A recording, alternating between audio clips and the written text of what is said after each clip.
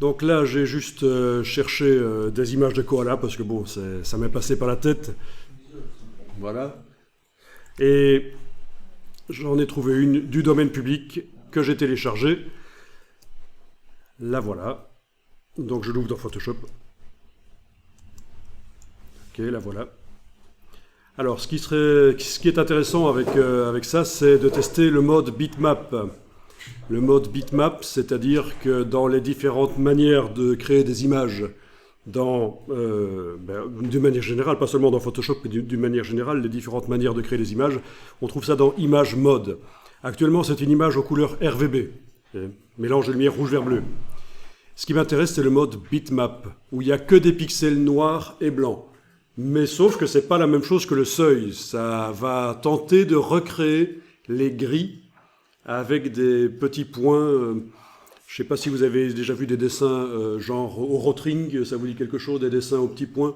C'est un peu ça l'idée. Alors, si je vais voir dans Image Mode, le mode bitmap est grisé, inaccessible, parce qu'en fait, il faut passer en niveau de gris pour y avoir accès. Donc, je passe d'abord de RVB vers niveau de gris.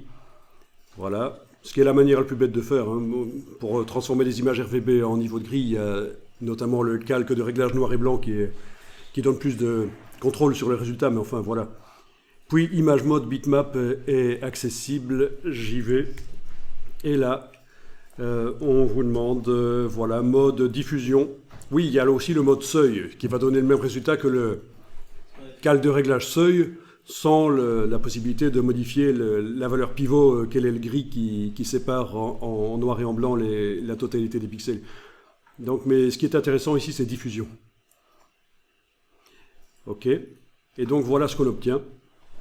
Alors, c'est cet effet-là. Les gris sont recréés par des petits points noirs et blancs. Alors, sur une image comme ça, c'est pas génial. Si on zoome fort en arrière, ça devient Photoshop fait une moyenne et on a l'impression de voir une image à différents niveaux de gris. C'est pas ce qui est intéressant. Donc, je vais fermer cette image-là pour vous montrer la suite. Là, c'est juste l'étape 2 où je l'ai transformé en niveau de gris. Étape 3 où j'ai commencé à dessiner en blanc pour extraire, pour vraiment isoler le koala du reste de son décor, en fait. Hein.